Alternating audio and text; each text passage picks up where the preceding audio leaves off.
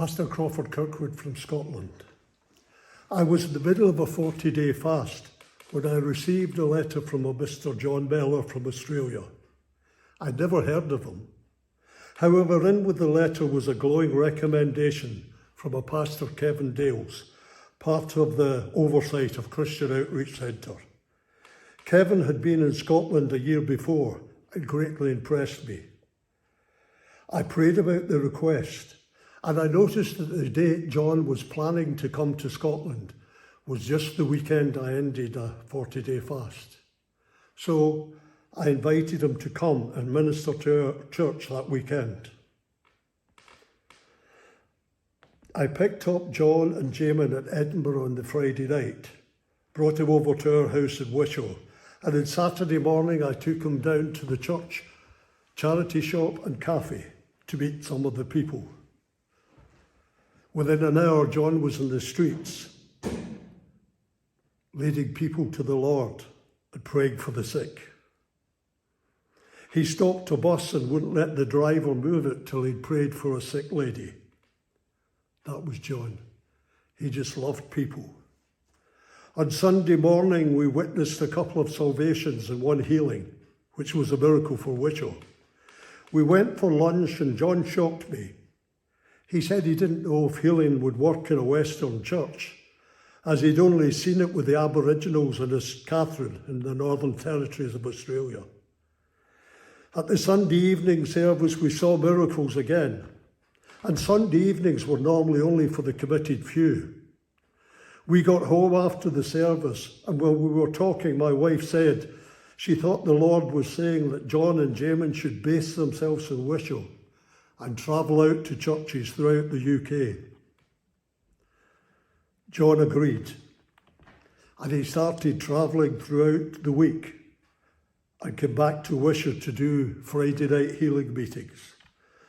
Within 2 weeks, we had to rent the largest premises we could find in the town, as people started travelling from all over the UK, from Peterhead to the south of England, to the Friday night healing meetings.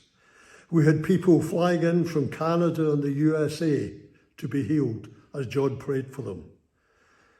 We had a doctor who'd been off sick for years with ME.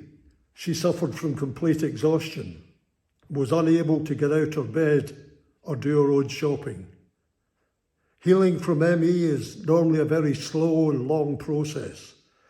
John prayed for her on the Friday evening, and Saturday morning she went for a 3-hour walk. Then she decided to go swimming to prove that she really was healed, something she hadn't been able to do for years. Another lady stepped out of her wheelchair after prayer and walked down the centre aisle of the church with tears streaming down her face. She had been shot in the spine in Ireland and was told she would never walk again. That was a very emotional meeting. Deaf ears were healed. The lame walked. We ended up with a large collection of walking aids. The Friday nights went on for 18 months, growing all the time. During that time, Jasmine, Caprice and Eden came and stayed with us. Joel and Johnny also came to visit to see their dad. At every meeting, we saw God working miracles and salvations, week in, week out. Some of the greatest miracles came after the News of the World, a national newspaper, came to a meeting and did a centerfold 2-page spread after John had prayed for the journalist and he got healed. After that, we had lots of non-believers come every week. They would wait in the car park till the healing line started and then come in. And as soon as John prayed, God healed them.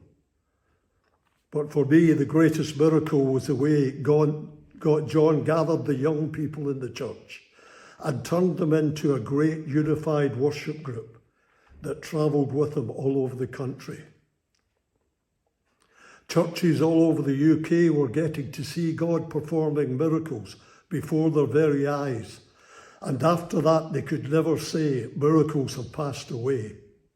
For we know without doubt, God is a miracle-working God. As John got busier and busier, he had to travel more and further afield. The world needed to see the power of God in operation, and John needed to go. So we ended the Friday night healing meetings. But the local and national press coverage carried on, reporting miracles of God through the gift in John's life. On New Year's Eve 1999, we had heavy snow, and neither John nor Jamin had ever seen fallen snow. Jamin was out playing in the snow. It was freezing. I took them out for a drive in the car to see the effects of fallen snow. They were amazed. We had some great times with John.